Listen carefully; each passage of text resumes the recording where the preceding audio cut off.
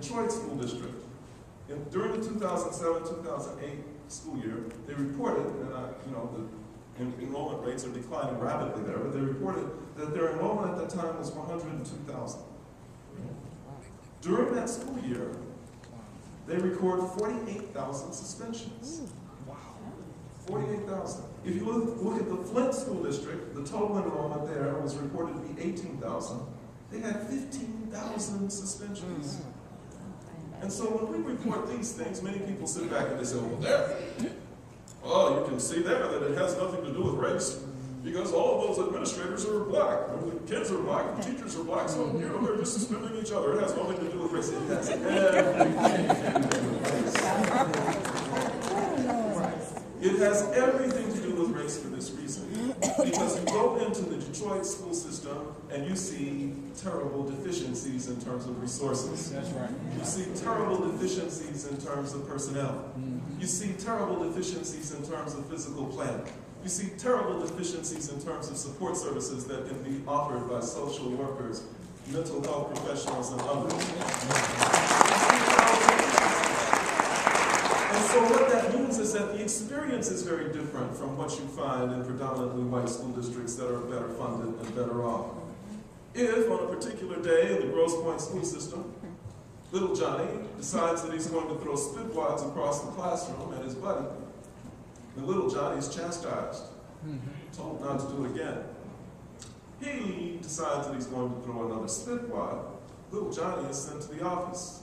And when he gets to the office, he gets fussed out a little bit and told to sit in a detention room for just a little while until he rejoins his class. He goes back to his class and he throws another spitball. Little Johnny's parents are called and told to come and talk to little Johnny. And if he's still not going to behave himself, to take him home.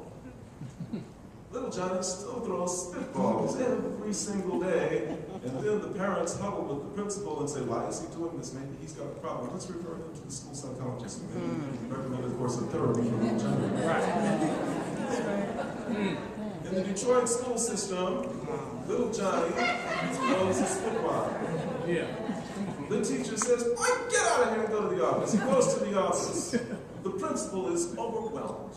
He's got an office full of kids and teachers, everybody talking at once. Little Johnny makes his way through the crowd and said, hey, Mr. Johnson, I got sent to the office for throwing. You did what?